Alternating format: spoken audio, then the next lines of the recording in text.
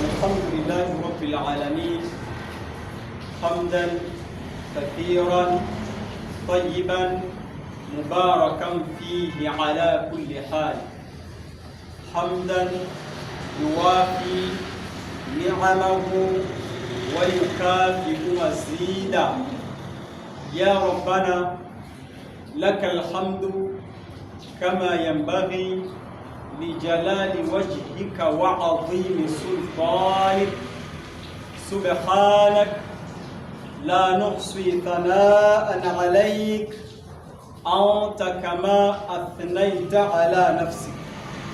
اللهم صل وسلم على سيدنا محمد طب القلوب ودوائها وعافية الأبدان وشفائها ونور الأبصار وضيائها وقوت الأرواح وغذائها، صلاة تشرح بها الصدور وتهون بها الأمور وتنكشف بها السطور، وعلى آله وصحبه ومن تبعهم بإحسان إلى يوم النشور. وبعد، بعد kumhimidi Allah subhanahu wa ta'ala kwa neema zake nyingi ambazo kwamba ametupa bila malipo yoyote, hatuna budi kurejesha shukrani za dhati kwake Allah subhanahu wa ta'ala, tukitaraji ziada ya hizo neema zake ambazo ametupa na tuongezee, na zile ambazo kwamba tuko nazo ziweze kudumu. Uchache wa shukrani ni kuzidisha au kukithirisha kusema neno alhamdulillah. Kula tunapopata jambo zuri, jambo la kufurahisha, basi tuzidishe neno hili la alhamdulillah. Na wingi wa shukurani ni kuhakikisha zile taat au maamrisho ya Allah tunashikamana nayo na yale makatazo tunaepukana nayo. Vile vile tunatakiwa tuwe wenye kukumbushana mara kwa mara kushikamana na swala ya Mtume sallallahu alaihi wasallam, kwa sababu ni moja katika vifutio vya dhambi zetu sisi. Kula tunapomswalia Mtume, basi ndivyo ambavyo tunasamehewa makosa yetu. Kula tunapozidisha kumswalia Mtume, ndivyo ambavyo daraja zetu mbele ya Allah zinapanda. Kula tunapozidisha kumswalia Mtume, ndivyo ambavyo peponi tutakuwa karibu na Mtume sallallahu ta'ala alayhi wa alihi wa sallam. Sallu ala nabi, Allahumma salli wa sallim ala sayyidina Muhammadin wa ala ali sayyidina Muhammad. Alhamdulillah, tumo ndani ya siku tukufu, siku ya Jumaa, ambayo ni idi ya wiki kwetu sisi waumini wa dini ya Kiislamu, na hii ni Ijumaa ya 4 na ya mwisho katika mwezi wa Jumada al-Akhira, mwezi wa 6 kwa taratibu ya kalenda ya Kiislamu, ambao pia watu wa pwani tunafahamu kwa jina mfunguo 9. Hii ni Ijumaa ya 4 na ya mwisho. Kwa mujibu wa mwandamo wa mwezi upande huu wa Afrika ya Mashariki, sisi hapa kwetu tunahesabu kama ni tarehe 28 siku hii ya leo ya Jumada al-Akhira. Tunamwomba Allah Ijumaa hii ya mwisho wa mwezi huu aijalie na kheri kwetu, na vile vile atufikishe katika mwezi ujao wa Rajab, ambao mwezi wa Rajab ni miongoni mwa ile miezi 4 mitukufu iliyochaguliwa na Allah subhanahu wa ta'ala, mwezi ambao ndio mwanzo wa maandalizi ya dhati kwa ajili ya kupokea mwezi wa Ramadhani. Nasaha ambayo nimeiteua kwa ajili ya kuinasihi nafsi yangu hasa pamoja na nafsi za ndugu zangu, ama inahusiana na moja katika wasia wa Mtume sallallahu ta'ala alayhi wa alihi wa sahbihi wasallam. Na nasaha hii ilikuja baada ya kwamba Mtume sallallahu alayhi wasallam siku moja aliwahi kuwauliza maswahaba,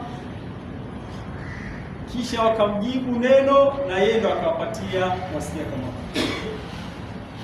Na wasia wenyewe unahusiana na masala ya zuhudi, jinsi ambavyo watu wakiachana nayo hiyo zuhudi, basi madhara yatakayotokea kwa wao. Al-Imam Muslim rahmatullahi ta'ala alayhi, ndani ya kitabu chake ambacho kinafahamika kwa jina mashuhuri Sahihu Muslim, katika topic ambayo kwamba inahusu mambo haya ya zuhudi na watu kutoikakamia dunia, kanukuu hadithi au kapokea hadithi ambayo kwenye hiki kitabu kaiweka nambari 7614. Katika maswahaba alikuwa akisimulia sahaba mmoja ambaye kwamba huyu yeye mwenyewe alihusika katika hii safari, Abu Ubaida ambaye jina lake ni Amir ibn al-Jarrah, na yeye ndiye alitumwa, na aliporudi sasa mambo yakatokea mpaka wasia huu wa Mtume sallallahu alaihi wasallam ukapatikana. Mtume alimchagua Abu Ubaida siku moja enzi za uhai wake, akamwagiza aende katika eneo la Bahrain au nchi ya Bahrain. Sasa hivi ni nchi, lakini kwa wakati ule walikuwa wakiishi tu ni miji kama miji, lakini mwenye mamlaka ni yule ambaye ni kiongozi wa Uislamu, ambao Bahrain ipo katika zile nchi za umoja wa falme za Kiarabu katika ulimwengu wa sasa. Kamwagiza Abu Ubaida aende Bahrain, akawe kama balozi wa Mtume kufikisha ujumbe pamoja na kukusanya zile zaka ambazo kwamba zinapatikana katika kila mwaka kwa wale ambao kwamba ni matajiri wao au wafanya biashara na mfano wake na wakulima. Sasa alipokwenda msimu wa zaka ulipofika, kukusanya, Abu Ubaida akarudi pamoja na zile tabaruati ambazo alipewa kule Bahrain, pamoja na kwamba kuna zaka za faradhi, kuna zile ambazo kwamba ni za hiari, mtu kujitolea kwamba hii ipelekwe kwa Waislamu wa Madina au iende kwa Mtume.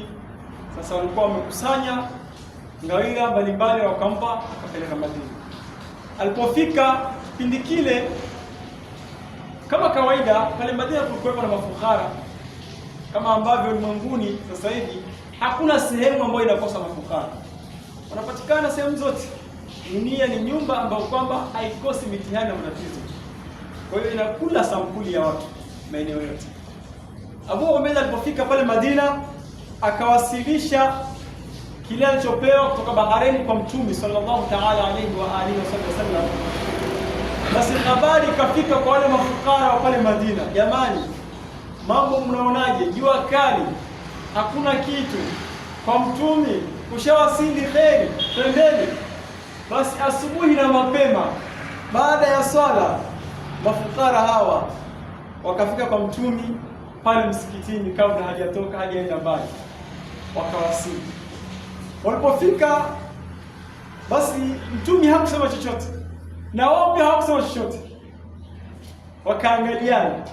Lakini Mtume alikuwa kapewa moja katika uwezo wa kusoma nyuso za watu na hali za miili.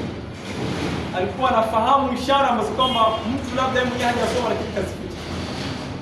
Kwa kuwatizama akafahamu kilichowaleta, kisha akauliza swali, pengine mlipata habari kwamba Abu Ubaida kaja na kheri kutoka Bahrain? Kaulize hivi huko akitabasamu. Wale mafukara wakajua kweli tumeshtukiziwa, na huo ndio ukweli halisi uliotuleta sisi hapa. Basi wakamjibu ndio ya Rasulullah, hicho ndicho ambacho tumeleta hapa kwako. Basi Mtume kauliza swali. Kwanza kawaambia faabshir, chukweni bishara njema au habari yenye kusisimua na kufurahisha, kwa maana sitawanyima hizo kheri zilizokuja kwa kuwa mmezifuata, na nyinyi ni watu ambao mnastahili katika wale wenye kupewa, nyinyi muo. Basi kwenda bishara njema, chukweni bishara njema utapata, waamilu, na mwe na matarajio ya kile ambacho kama tumaleta.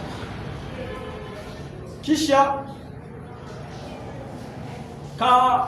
kalaki yako Mtume mbele yao akawaambia, fa wallahi man faqara akhsha alaykum, na hapa kwa haki ya Mwenyezi Mungu, sio ufukara wala kukosa kitu eti ndio jambo ambalo mimi nawaogopeni.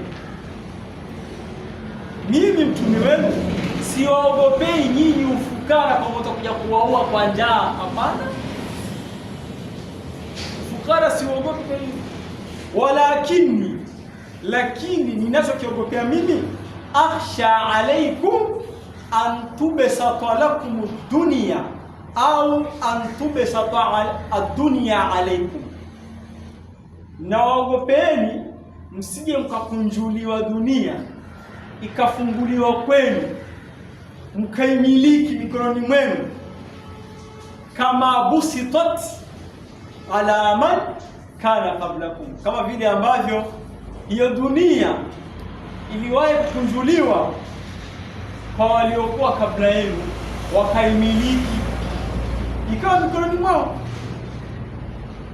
Ndio kitu ambacho nakiogopea, sio ufukara, bali naogopa nyinyi msije mkaimiliki hii dunia mkapata mali ya kufurahisha na kuhadaa, na ikifikia hapo kuna matokeo yatajitokeza, na ndiyo naogopa mimi hayo matokeo. Matokeo yenyewe ni kwamba fatanafasuha kama tanafasuha,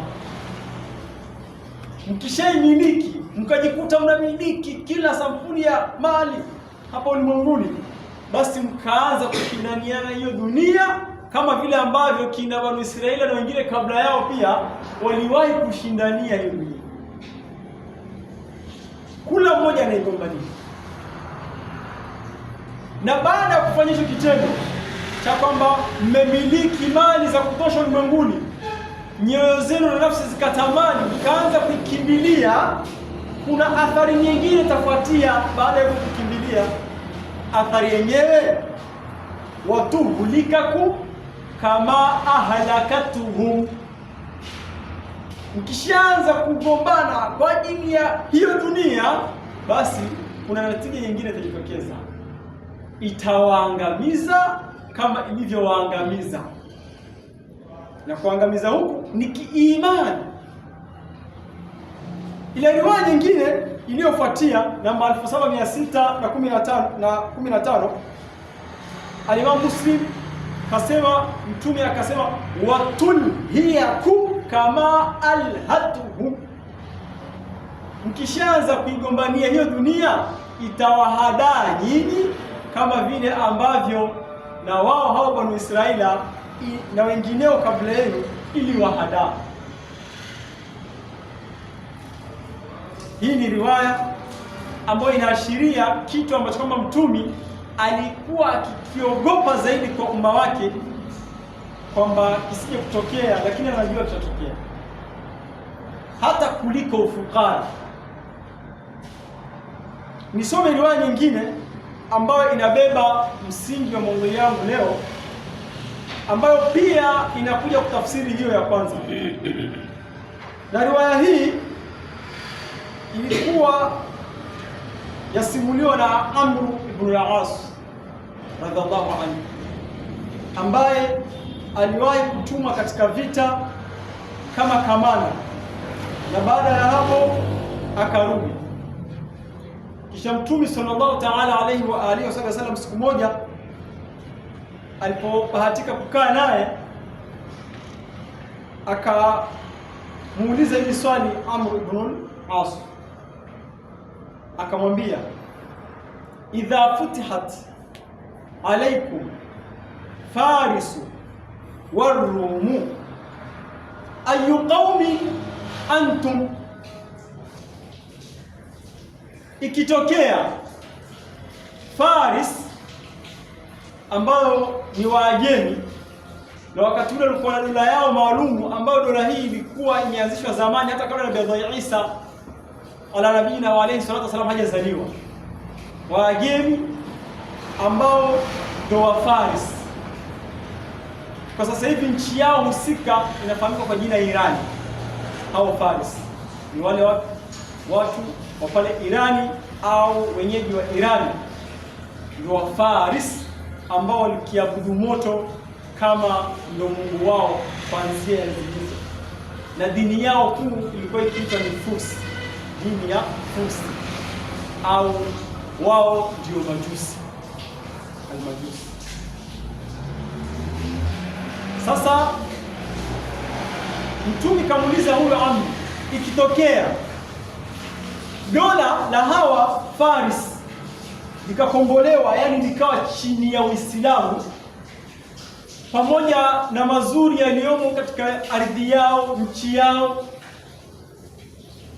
mkawa mwamiliki nyinyi, na dola la Warumi ambao ndio Wakristo kwa wakati ule, baadaye walipokuja kuanzisha dola lao la Roman Empire, na wakawa wana nguvu kweli kweli, na wametawala maeneo ambayo pia yalikuwa yana madini mengi. Mtume kamuuliza, ikitokea na dola la hawa Roman likakombolewa, kwa maana zile nchi au ile miji na maeneo ambayo wanayashikilia wao yakawa yako chini ya Uislamu, mwamiliki unachotaka ndani yake, mtakuwa ni kina nani nyinyi? Yaani mtakuwaje nyinyi wakati huo mkiwa na hayo mamlaka ya kumiliki maeneo yote hayo vilivyomo ndani yake? Mtakuwa watu aina gani? Ayu qaumin antum. Basi pale pale akiwa Amr ibn al-As yuko na wenzake katika maswahaba, kabla hajajibu yeye akajibu Abdurrahman ibn Auf radhiallahu anhu, akamwambia naqulu kama amarana Allah, sisi kitokea tumemiliki maeneo hayo yakawa chini ya Uislamu, twafaidika na vilivyomo pasi na kizuizi, hatuna cha kusema zaidi ya kile alichotuamrisha Mungu, tutakuwa sawa sawa kabisa, tutanyoka. Basi Mtume akawambia au ghaira dhalika, au mtasema chengine tofauti na hivi, kwa maana wewe Abdurrahman, kulingana na venye unasema kwa niaba ya wenzako, hata ukamiliki vingapi hapa ardhini, hamtoacha njia ya Allah iliyonyoka, mtakuwa sawa sawa. Lakini mimi naona kwamba kuna chengine tofauti na hicho. Ni kitu gani? Mkishamiliki dunia, Mtume akasema tatanafasuna, hicho ndio kitu ambacho nakiona baada ya nyinyi kujikuta mnamiliki dunia, mtakuwa ni wenye kushindana na kugombaniana hii dunia. Nani amiliki sehemu fulani afaidike na vilivyomo peke yake? Ni nani amiliki wapi? Nani afaidike na vilivyomo sehemu fulani? Mtafanya kitu tatanafasuna. Na baada ya huko kushindana kwa ajili ya kuikamata hiyo dunia, kila mmoja apate fungu lake, kuna athari itafuatia baada yake. Athari hii thumma, kisha baada ya kugombania dunia, tatahasaduna, mtaanza kujengeana husda au hasadi, tafsidiana. kula mmoja atakuwa hapendi mwenzake apate kile, yule hataki, hapendi mwenzake apate hiki. Ndio husda hizo. Sababu hasad ina daraja tofauti tofauti. Kuna daraja ambayo ni ya kawaida au ni ya chini. Mtu anaweza akawa yeye hapendi au anakerwa na kumwona mwenzake anafaidika au anapata mazuri, ana furaha, hapendi hicho kitu, anakerwa. Iko hiyo hasadi ya sampuli hiyo. Na daraja ya chini. Na kuna ile ambayo mtu sasa atamani ikiwezekana yule mwenzake kimuondokea hicho kitu na kije kwake haswa, atakapose yule apate yeye. Hiyo ni hatua nyingine ya hasadi pia. Sio kuchukia tu, bali anatamani hasa usiku na mchana akipata yeye ile akose. Na kuna hali nyingine ambayo mtu hataki apate yeye, ikiwezekana ni wakose wote ni wasipate. Sio kije kwake, wote wakose tu. Na hii ni hatua nyingine ya hasad. Alhamdulillah. Zote ni sampuli, lakini zina tafsiri kwa sampuli moja, ni hiyo hasad. Sasa ikitokea nyinyi mkaanza kumiliki dunia, mkahusudiana, kuna kitu kingine kitafuata. Mtume anawaambia maswahaba, wa kiume kina Abdurrahman ibn Auf, thumma, kisha baada ya kwamba nyinyi mnahusudiana kwa kumiliki dunia, tatadabaruna, mtaanza kulengana. Yani mtapeana migongo, hamshiki njia moja, hamkamati njia moja, hamkai sehemu moja, hamuongei lugha moja. Yule akipita hivi, yule anapita vile. Ikifikia hatua hii, kama kula mmoja anakuwa na njia zake na vikao vyake na lugha zake anaziongea, basi kuna natija nyingine ambayo pia itafuatia, na ni hatari. Thumma tatabaghabuna, kisha mtaanza kuchukiana na kukasirikiana na kuwekeana ghadhabu na vinyongo katika nyoyo. Ukifikia hatua kama hii, basi mlipishi. Hizi natija zote na haya matunda, Mtume anawaambia maswahaba, zitafuata pale ambapo watu wameimiliki dunia. Yaani haziji wakati wa ufukara. Sio kwamba kwenye ufukara mambo kama haya yanakuwepo, lakini kuzidi na kufika katika kilele cha juu ni wakati kama watu wamemiliki dunia, kama alivyosema Mtume, kwamba baada ya kwamba washamiliki kina Faris, wamewakomboa Rum na sehemu zingine, wakawa wanafaidika na vilivyomo, basi hizi natija zitafuatia. Kwa maana baada ya kumiliki dunia, hapo basi kunakuwa na athari kubwa ambazo ni mbaya zitajitokeza katika nyoyo za watu. Na haya anayasema Mtume wakati huo akiwa hai. Nini madhumuni yangu kwa kueleza riwaya kama hizi ama hadithi za Mtume hizi sallallahu ta'ala alayhi wa alihi wasallam, ambazo zinagusa kwenye suala hili la watu kumiliki dunia kisha wakakosa zuhudi? Leo maneno haya ya Mtume yamedhihiri vikubwa sana kuonyesha kazi yake. Kwa baada ya kumiliki dunia, watu wakajikuta wana utajiri, wamekuwa kiuchumi, wanatajika, wanaonekana, wanasifiwa. Basi haya mambo yatazalika leo tunayaona. Na nitapiga mfano wa nchi mbili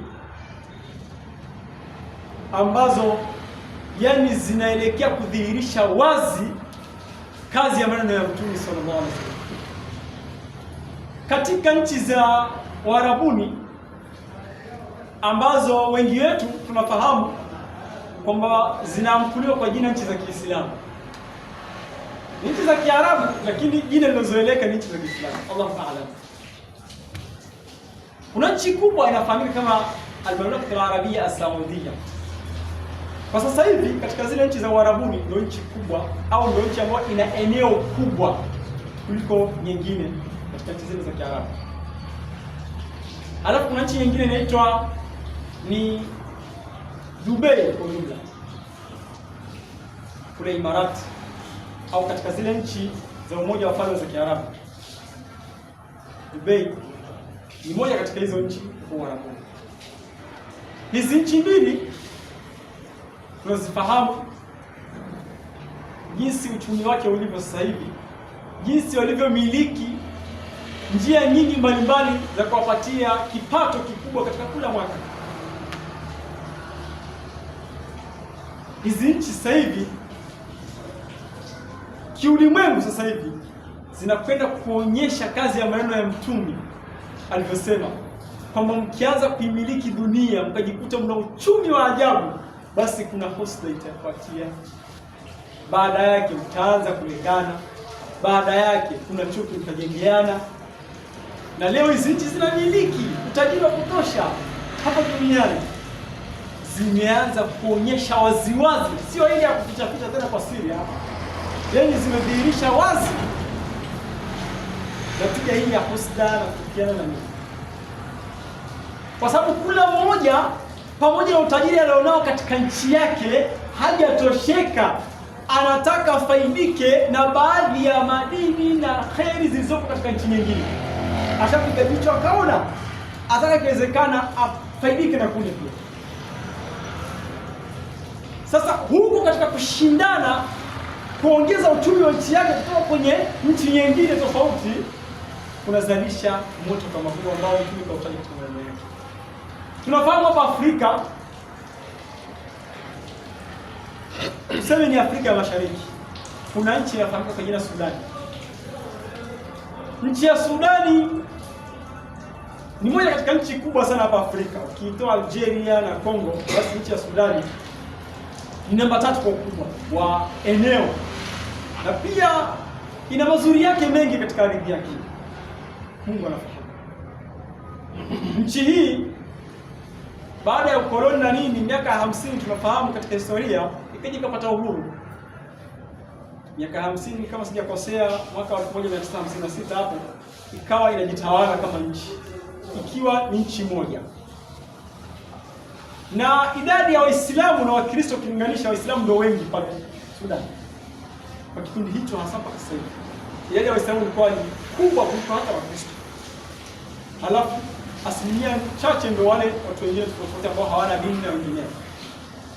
Kwa kuwa Waislamu walikuwa na ushawishi mpaka hata uongozi walikuwa wao ndio wanashikilia. Mzayuni alipokuwa akizidisha ukatili wake pale Palestina, Sudan ni moja katika nchi ambazo ziliwahi kutoa vitisho dhidi ya Israeli ya kwamba kama utaendelea kufanya hivi, sisi tutakuwa tayari kujidhihirisha waziwazi kuwasaidia ndugu zetu wa Palestina. Moja katika nchi ambazo zilikuwa zikiwahi kutoa vitisho ni Sudan, kwa sababu Uislamu ndio ulikuwa una nguvu zaidi pale Sudan. Tunajua vitimbi vya Wazayuni tangu enzi za Wayahudi piwa huko mpaka sasa wana vitimbi sana. Na ndio maana Allah katika Qur'an ndani ya sura Al-Maida kawataja kwamba wao ndio maadui namba 1 kwa Uislamu kuliko hata Wakristo. Wala tajidanna ashadda an-nasi adawatan lilladhina amanu al-yahuda, namba 1 kwanza al-yahuda. Wakaanzisha mikakati yao na vitimbi vyao mpaka wakaigawanya Sudan. Kule kugawanya kwa Sudan kupatikana sijui South Sudani na Sudani ya Kaskazini, vitimbi vile vilianzishwa na Wazayuni wa Israeli. Waliogopea nchi ya Sudan sana. Wakaona hii nchi jinsi ilivyokuwa na ukubwa na idadi ya watu na Uislamu na nguvu, hawa tukiwachekea wanaweza kuwasaidia wa Palestina kweli. Na ni kitu ambacho hakitaki kabisa Wazayuni kukisikia wala kukiona. Wakafanya hila, wakaenda upande wa Sudani ya Kusini au South Sudan. Upande ule ni upande ambao Wakristo walikuwa kwa wengi kuliko hata Waislamu. Upande wa Sudani ya Kusini Wakristo ni 60% na zaidi Wakristo. Halafu wale wengine ni asilimia kuanzia 30 na kitu. Lakini ukija Waislamu ambao wako kule Sudani ya Kusini ni kama 60% tu. jumla wa Kristo walikuwa ndio wengi na wana nguvu. Wakakita mizizi upande huu, wakaeka timu zao za mapinduzi huko, wakashawishi mpaka wale wakakubali kufuata maagent wa Mossad wa Israeli. Mwisho wa siku walipokubali, wakaanza kuwasupport kisilaha, wakaanzisha vurugu ya kwamba Sudani ya Kusini tutaka kujitenge kwa sababu nchi hii inaendeshwa kwa mfumo ya dini moja au ya Kiislamu. Basi vita vya kuanzia miaka ya 70 mpaka miaka 80 vilipigana, vikatulia, vikaanzishwa tena. Mwisho wa siku Sudani ya Kusini ikajitenga, ikawa ni nchi, lakini nguvu ya kujitenga walipata kutoka kwa Zayuni. Baada ya hapo sasa ikabakia Sudani ya Kaskazini, ni Sudani kama Sudani, na hawa kivyao inaendeshwa na mifumo ya Kikristo wale wengine. Allahu a'lam. Ile Sudani iliyobakia sasa ambayo ni ya Kiislamu, ile Sudani ya Kaskazini ambayo 97% ni Waislamu, Wakristo ni wachache mno na wale wengine. Hiyo pia hawakuiacha nyuma. Wakasema hii pia ikibakia, ikiwa na amani, ikitawalika, haiaminiki, hii itakuwa na ushawishi zaidi, inatakiwa ivurugwe. Wakapachika baraka wao ndani ya Sudani ya Kaskazini, wakafanya kazi mpaka wakawatia vurugu baina yao. Tufahamu makundi ya silaha yalikuwepo tangu zamani. Kule kwenye Sudani ya Kaskazini, ukiachana ile kundi la serikali au jeshi la serikali, kulikuwa na jeshi ambalo ni la tangu enzi na enzi la Janjaweed. Inafahamika ni jeshi binafsi kuanzia wakati huo linaendesha harakati zao mpaka kufikia miaka ya 2013 hapo. Kutoka kwenye mizizi hiyo ya Janjaweed ukazalika jeshi lingine la RSF, na jeshi hilo zalika kutoka kwa Janjaweed sasa hivi ndio lina nguvu hata kuliko Janjaweed ya wakati ule, ambao Janjaweed asili yake ni watu kutoka Yemen, wakaja pale mpaka mwisho wa siku wakapata nguvu. Sasa hawa RSF wamezalika kwa asili ya watu weusi, na mwisho wa siku wakapata nguvu zaidi hata kuliko ile Janjaweed ya zamani. Kuanzia wakati huo ikawa inaendelea kusapotiwa kwa siri sana, lengo la shabaha wasiungane na ile jeshi la serikali ama SAF, wawe na upinzani na wao. Kipindi cha Omar al-Bashir alijaribu sana, kajitahidi sana kuyaunganisha haya majeshi mawili, pamoja na kwamba hakushikana moja kwa moja, lakini yaweze kuweka silaha chini na kusikizana katika baadhi ya mambo. Mungu amlipe kheri Omar al-Bashir, kajitahidi sana kipindi chake, na majeshi haya yakasikizana katika baadhi ya mambo, ukawa na amani fulani. Lakini Wazayuni na Amerika na wasaidizi wao wakapeleka vibaraka wao pale, wakijifanyisha wazalendo, wakachochea kuonekana Omar al-Bashir ni mbaya. Kwa sababu gani? Anajaribu kuyaunganisha haya majeshi mawili makubwa, yaani kitu kimoja, yache vita na vurugu. Mwisho wa siku wakapiga Omar al-Bashir. Matokeo yake sasa haya majeshi mawili ni pamba na moto. Sasa hivi hakuna wa kuyaunganisha tena, hata kwa mchongo haiwezekani. Hayasikizani kabisa, kila mmoja kule aliko ashikilie upande huo, na ukizubaa mwenzako atakunyang'anya na huko pia. Ni vita vikubwa. Angalia sasa hii Sudan hapa kali, wanaumia ni wanalahoi kabisa. Mungu awarahamu wasaidie. Sasa tuje tuangalie hayo majeshi mawili ya RSF, mizizi ya kwa Janjaweed, na SAF, jeshi la serikali ya pale Sudan ya Kaskazini. Wana nini? Yaani ni nguvu kubwa hivi ambayo inawafanya wao wapigane miaka hii yote bila kuchoka. Silaha wanazitoa wapi? Hii nguvu wanaipata wapi? Maana wangekuwa hawana silaha za kuongezewa mara kwa mara, vile vita vingefikia mwisho, angalau hata kama ni kupunguza ule moto wa kisilaha. Lakini wao kula mara silaha zinazidi kuwa mpya na zinaboreshwa na wanazipata. Wanazitoa wapi? Kuna mikono ya nchi zilizoendelea inahusika. tukiacha nchi za huko kwa wenzetu kama ni wa Ulaya na wengineo, hata katika nchi ambazo ni za Kiarabu pia, na hizo ndio zimejitokeza zaidi kwa sababu zinaitwa ni nchi za Kiislamu. Sasa pale wanaweza kuingia kwa ushawishi wa Kiislamu na nini, kisha wakasaidia zaidi, hata kama iko njia wazi pia. Ukija kwa jeshi ile la Sudan SAF, upande walioko wanapata nguvu kubwa kutoka kwa Saudi Arabia, anawasaidia kwa sababu wao ndio jeshi la serikali, na akiwacha wanaweza kaangushwa na nchi kaharibika zaidi. Kwa hiyo lazima wapatie support, usije kaangushwa na jeshi la kigaidi au Allahu a'lam kama walivyokuwa wanaoita jeshi la waasi. Hao RSF nao ambao ni jeshi la waasi kama walivyokuwa kitambulika kuanzia mizizi yao ambao ni Janjaweed. Zipo nchi tukiacha za Ulaya na nini, ipo nchi moja ambayo imejitokeza hadharani zaidi ya Kiislamu inawasaidia, Imarati ndio inawasaidia RSF ambayo inafahamika kama ndio jeshi la waasi ambalo hilo liko against na jeshi la serikali. Ndio anawasaidia jeshi hilo la RSF kwa silaha na nini na ushawishi. Allah. Kwa hiyo mapigano haya na kuua watu ambao kwamba hawana hatia, silaha zinatoka kwa nchi ambazo kwamba zenyewe ni za la ilaha illallah. Mungu atusaidie. Zinatoka kwa wale mkono wa magharibi, zinapitia huko, zinatoka huko, zinafika huko. Tunasaidia. Utajiuliza, mbona Imarati asaidie jeshi ambalo kiuhalisia sio la serikali? Anafaidika na nini? Anacho alichokiona. Hatuingii huko. Allah ndio ajua zaidi.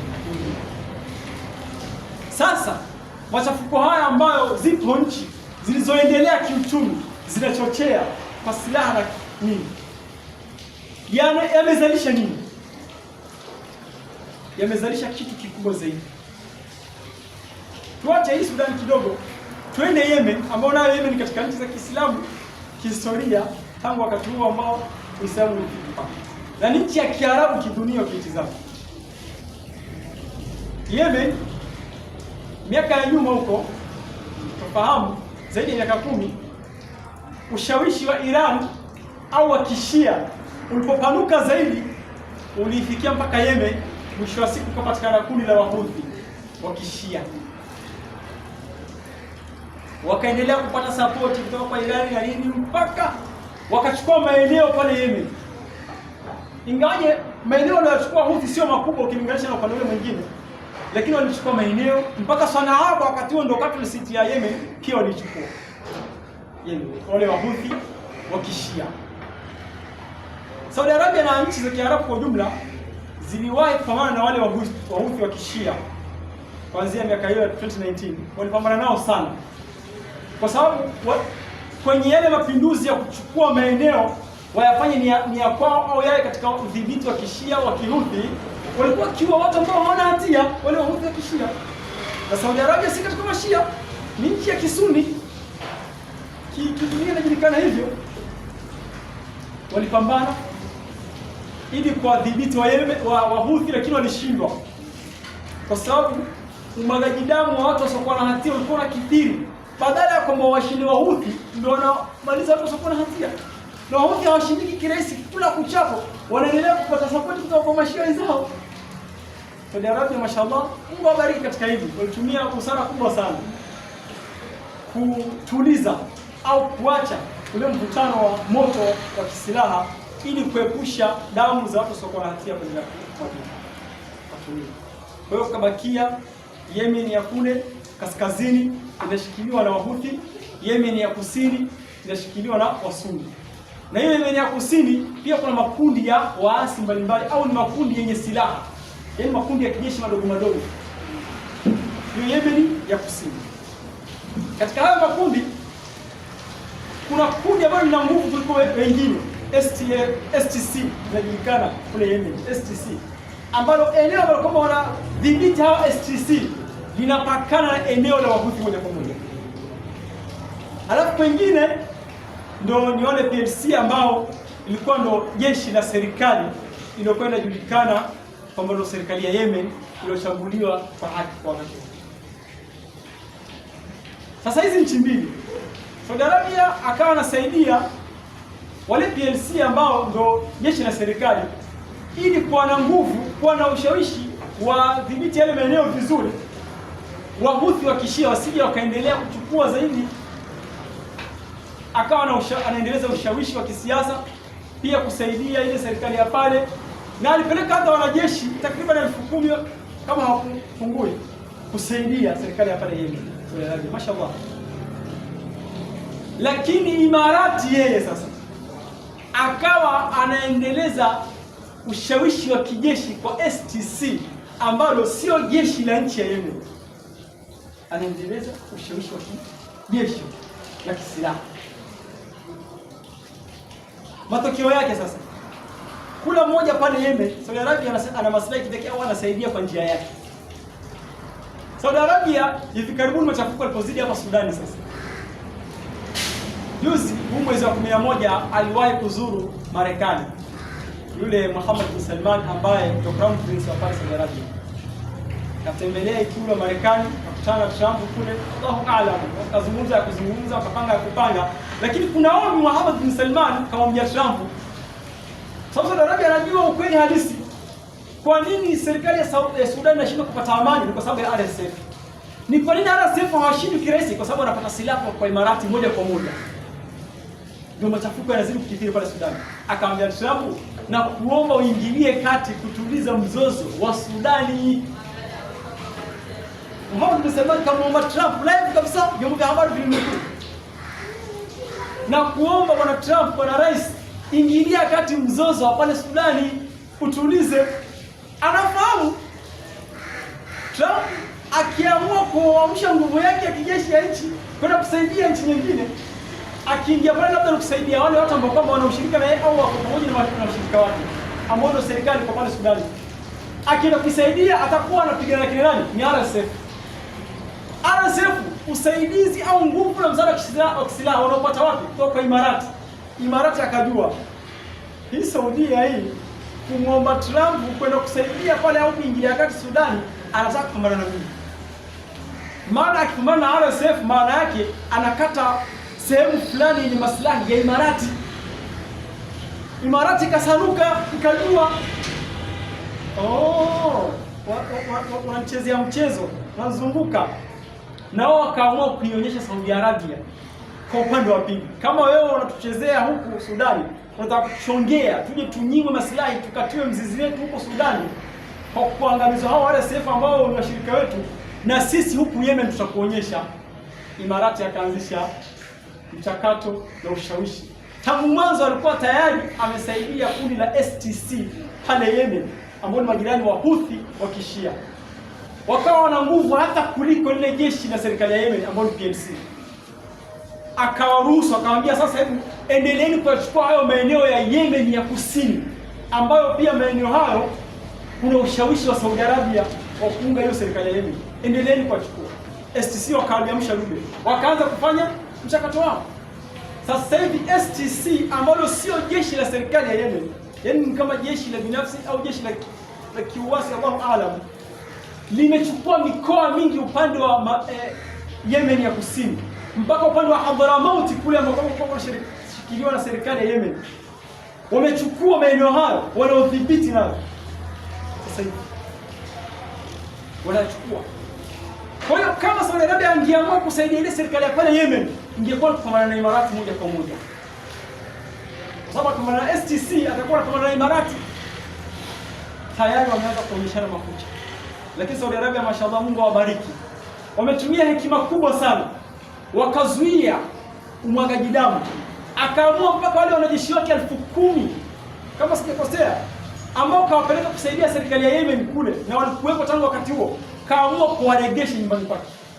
Kwa sababu wangelibakia wasingekubali na wangeanza kupambana, ingekuwa Saudi Arabia inapambana na STC ambao wanasaidiwa na Imarati. Ingekuwa ni nchi mbili zinapambana indirect, yani Imarati na Saudi. Ingekuwa wanapigania maslahi pale.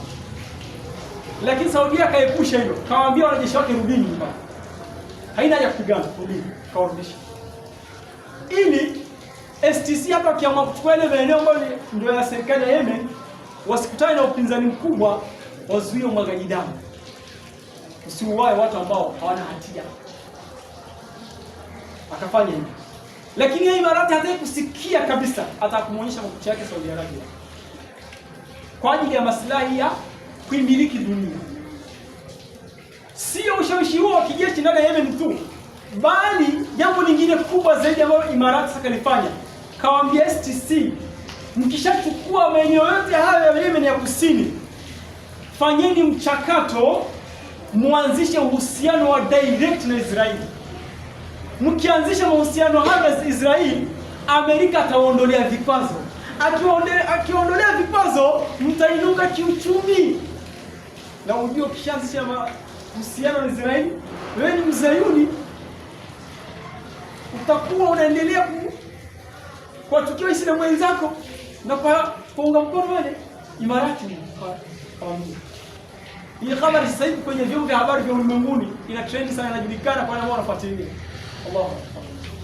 Imarati ndani ya zile nchi za pale Uarabuni, kama kuna nchi ambayo kwa sasa hivi ndo agent au ndo wakala mkubwa wa kueneza sera za Israeli, ni Imarati. Israeli akitaka jambo katika nchi fulani, basi akitaka kutumia njia indirect anapitia Imarati kufanya jambo pale Mashariki ya Kati, katika zile nchi za Kiarabu. Na Israeli ndiye anayemshawishi Imarati hasa kufanya hayo. Kwa sababu gani? Kwa sababu Israeli tangu aanzishe kwa dhulumu Waislamu na watu wasiokuwa na hatia pale Palestina na Gaza, kama kuna kundi linalompa upinzani au kumdhuru, hata kama ni kwa madhara hafifu, ni Wahuthi wa Kishia pale Yemen. Ngaje Mashia, lakini ndio watu waliojitolea kusema ukiwadhulumu hao na sisi tutakupatia madhara. Na kuanzia hapo Israeli anaendelea kupata hasara ndogo na kubwa kutoka kwa Wahuthi wa Yemen. Anashindwa kudili nao direct kwa sababu kutoka Israeli mpaka kule ni mbali. Na yeye hana mizeni za kwenda moja kwa moja za kawaida, labda za nyuklia ambazo anazificha, isipokuwa atumie ndege.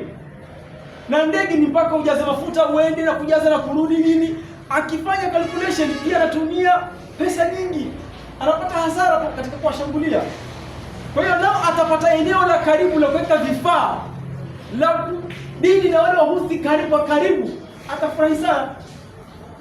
STC wako karibu kabisa, jirani na Wahuthi pale Yemen, wameshampata. Endapo kama atafanikiwa kuwa na washirika pale, akaeka maagenti wake na silaha zake pale, akawa na watuma, atakabiliana na Wahuthi vizuri. Aliyesababisha kuja kuangamiza watu wasiokuwa na hatia pale Yemen, tena kwa karibu kabisa, Imarati ana maslahi yake kwa jumla anayotaka. Mtume kasemaje kwenye hadithi? Mimi naogopea mkianza kukua kiuchumi na kuimiliki dunia, tatahasaduna, mtakusudiana, thumma tatadabaruna, kisha nyinyi mtaanza kupeana migongo na kukosemezana, thumma tatabaghaduna, mtaanza kuchukiana nyinyi mkianza kuimiliki dunia. Leo angalia nchi ambazo zimeanza kumiliki dunia na kuwa na uchumi ulimwenguni zinatajika, sasa hivi ndio zinataka maslahi kupitia nchi za watu wengine, mpaka zinaelekea kusababisha chuki ambayo itasababisha watu wasiokuwa na hatia kuuawa. Wala iyadhu billah. Hizi ni hadithi Mtume kasema kwanza ipo hai, nyinyi mkianza kumiliki dunia mtakuwa na hali hii na hii na hii, itafuata hii, itafuatia hii na itafuatia hii. Leo baada ya miaka 1440 na kitu, tunaona tija zake zinadhiri. Na Mtume alikuwa anasema haya kuambia Waislamu. Ina maana kwa sasa hivi nchi ambazo zilikuwa zinahusika na hii hadithi kuifanyia kazi au kuijua ni nchi ambazo zinaitwa za Kiislamu, na leo hizi ndio zimedhihiri kufanya hivi. Ni miujiza ya maneno ya Mtume sallallahu ta'ala alayhi wa alihi wasallam. Jinsi dunia inapokuwa katika mikono ikahamia kwenye mikono ikaingia kwenye moyo, inavyosababisha madhara na chuki pasi na kujali. Imarati sasa hivi hataki kujali, yaani yuko tayari kitokea kama Saudi Arabia aza kuisaidia serikali ya pale Yemen isidondoke chini ya STC, basi Imarati iko tayari kuzichapa na yeye. indirect pale Yemen. Yaani yeye hataki hata kuepusha ule umwagaji damu. Anaonyesha kiburi kwamba wewe ukinichochea huku Sudani ili nikose maslahi kutoka kwa RSF, basi mimi nakuchochea kule Yemen ukose maslahi. Allahu Akbar. Mungu atunusuru, atufahamishe kizazi chetu dunia, akiokoe kutoka vitimbi vya shaitani na Mayahudi, atuchanganye pamoja na waja wake hapa duniani na kesho akhira. Amin ya rabbal alamin.